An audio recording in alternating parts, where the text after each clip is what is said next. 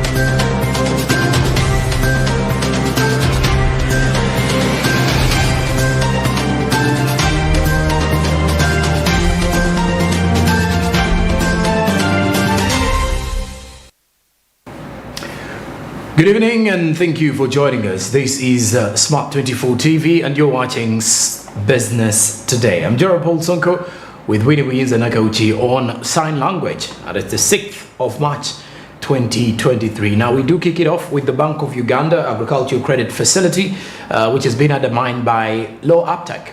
In 2021, the Small Business Recovery Fund was established, and just last year, the Bank of Uganda disbursed 751 billion to realize the intended goal. However, progress of respective projects under the Agricultural Credit Facility is believed to be hindered by the low uptake of funds due to strict collateral requirements. Pedison Mombere reports. Following the distress caused by the COVID-19 pandemic, government established a Small Business Recovery Fund in 2021. Through the central bank, in conjunction with participating financial institutions, liquidity has been availed for agricultural enterprises. According to the Deputy Governor, Bank of Uganda, Michael Ating Ego, 751 billion has so far been disbursed under the Agricultural Credit Facility. Uptake of the fund is, however, still low due to strict collateral requirements.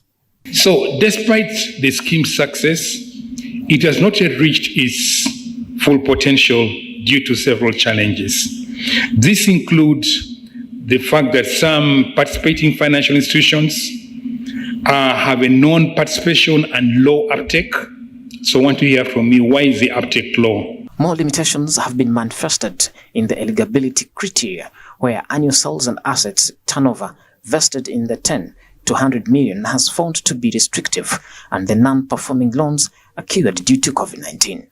In consideration of the mutual covenants and subject to the terms and conditions, parties here to agreed to amend the Memorandum of Understanding, and the Bank of Uganda shall issue guidelines to clarify on fund utilization to refinance existing loans borrowers may have with commercial banks, and that the fund can be accessed without collateral. Well, you know that conventionally, banks, for you to access, you have to have a collateral, you have a land title.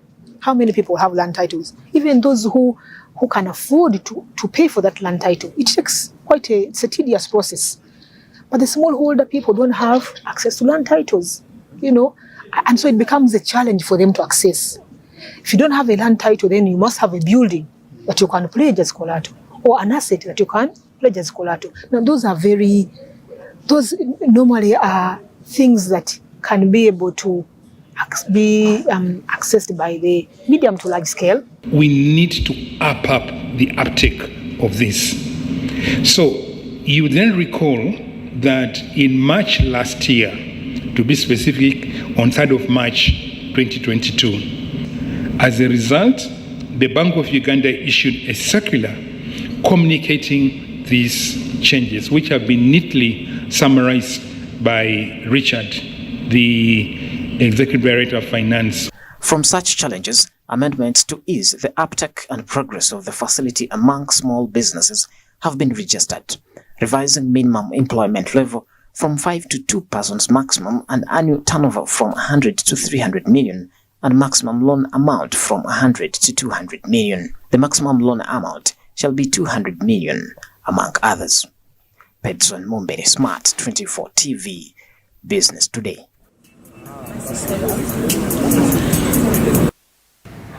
All right, now let's look at President Museveni and the United Nations agreement. The United Nations and the government of Uganda have reached an operational agreement following the Memorandum of Understanding signed to strengthen the operations of the Regional Service Center in Entebbe. This is at the backdrop of a previous proposal by the UN Secretary General Antonio Guterres to move the base to Nairobi. Rona Nahawe reports. In 2018, the United Nations resolved to reduce regional operational centers from 45 to just 4 in a global service delivery reform. The regional base at Entebbe was to be moved to Nairobi amid its protests over the move that would see hundreds of Ugandans lose jobs. Just recently, President Museveni and the UN Under Secretary General discussed issues relating to Entebbe Regional Service Center with results yet to be understood. From India, from here, and yet to Uganda, but it has grown. In fact, every year, through the RSC, we are not to the Indira Gandhi group. No, Your Excellency, writing and lesson commerce. Okay. What are they called? In 2015, the UN General Assembly developed a collection of 17 interlinked global sustainable development goals to be implemented by the respective mission, designed to achieve a better and workable future for all by 2030. These, among others, include poverty eradication, zero hunger, peace and security, good health and well-being, quality education, gender equality, clean water and sanitation, affordable and clean energy, decent work, and economic growth. The regional center would support UN missions in South Sudan, DRC, Mali, and Darfur.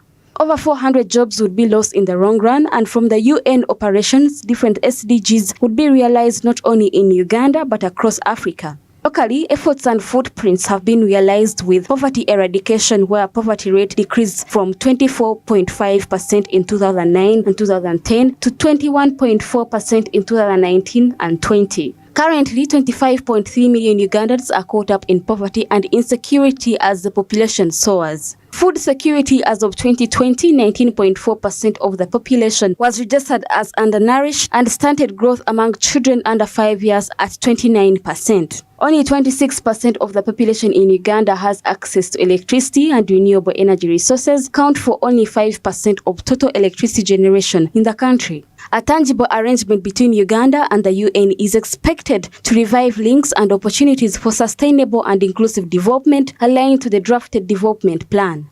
Rona Nahabwe, Smart 24 TV, Business Today. And now let's talk wealth and corruption inquest. With Uganda's wage expenditure and corruption index exceptionally rising, doubt has been cast upon the means and wealth of public servants. The Speaker of Parliament, Anita Mong, in obligation to the Leadership Code Act, has today declared her oath to the Inspector General of Government and cautioned public servants that have chosen privacy. Samla Hanifa reports. Uganda sits among many African nations such as Liberia, Nigeria and the Lord, with a growing corruption index and a larger part of their national budgets dedicated to wages compared to other development allocations. This has in turn raised inquest into the means and wealth of public servants and legislators. The Leadership Code Act of 2002 sets tone for public servants to declare income, assets and liabilities to the Inspector General of Government in a bid to fight corruption. The Deputy Inspector General of Government has echoed such needs usually within 3 months of assuming office.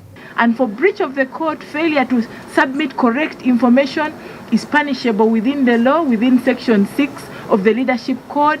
Where we see that there is conflict of interest, still again it is punishable within the law. Failure to declare interest, there are some people who have interests and they do not declare, that is provided for within Section 9. And then also acceptance of prohibited gifts and failure to declare the same to the IG.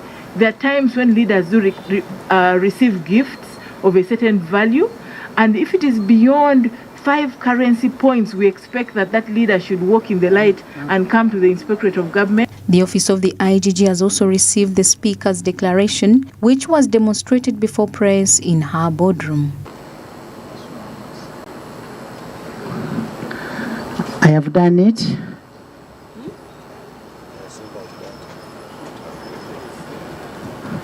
Safe.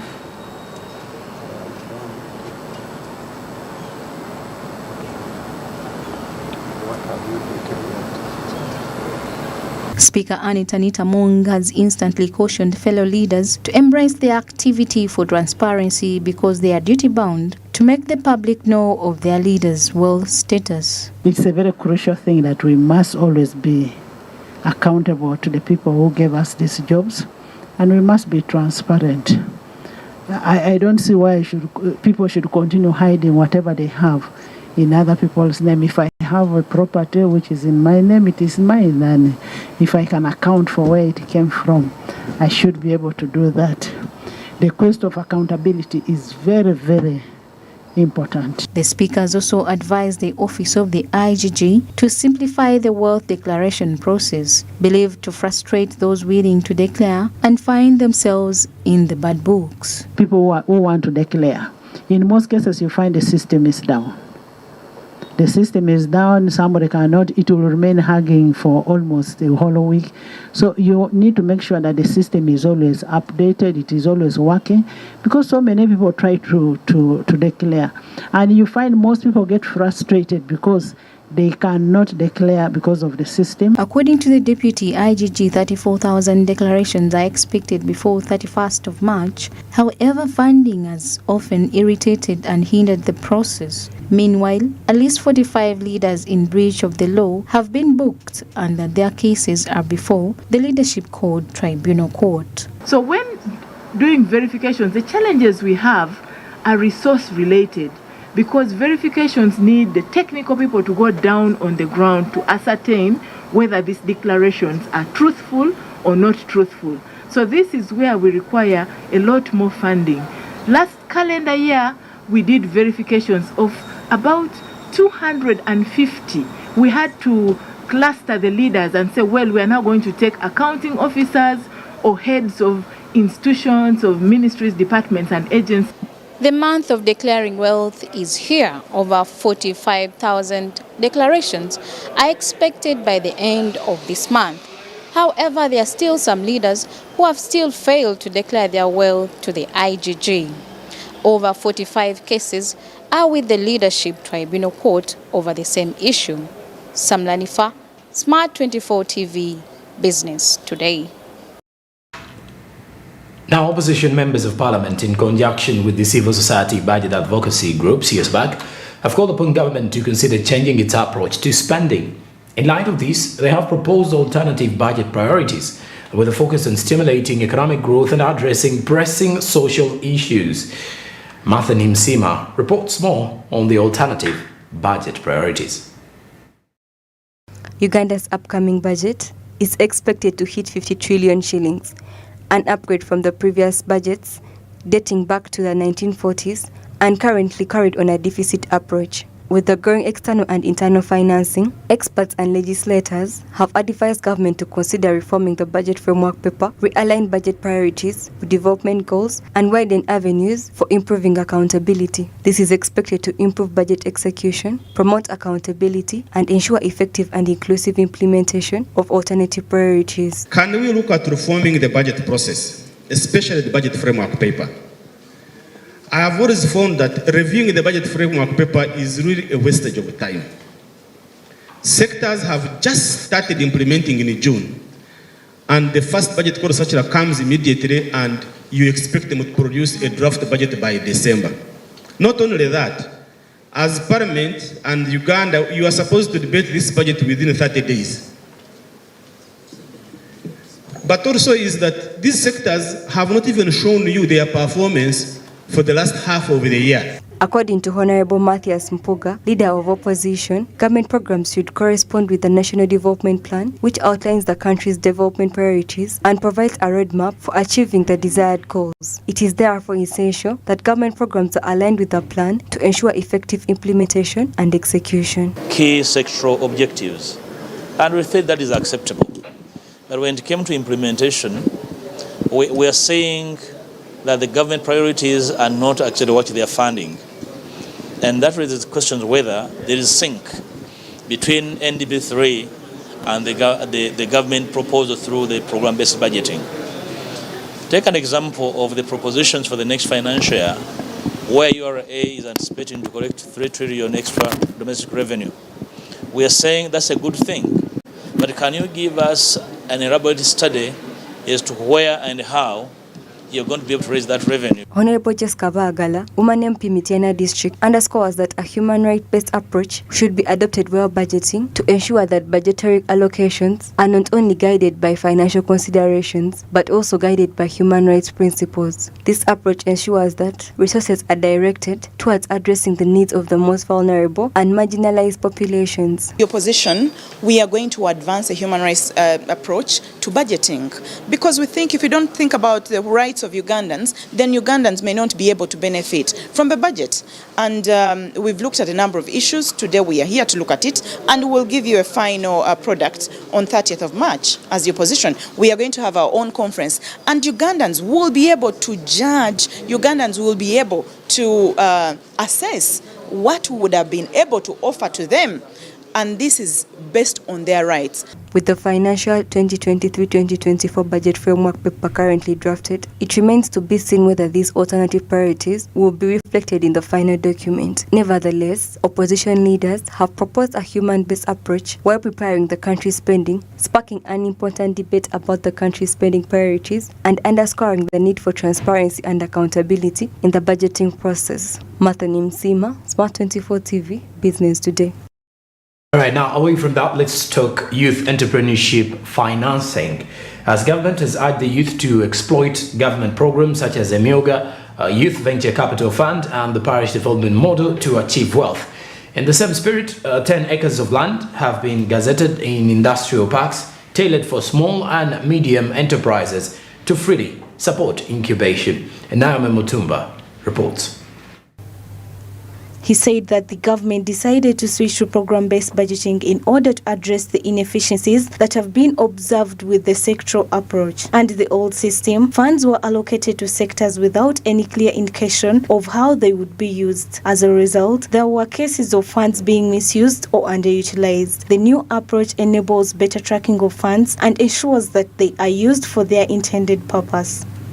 When we were implementing the budget along the sector approach, we had sector working groups, but in most cases they were not working.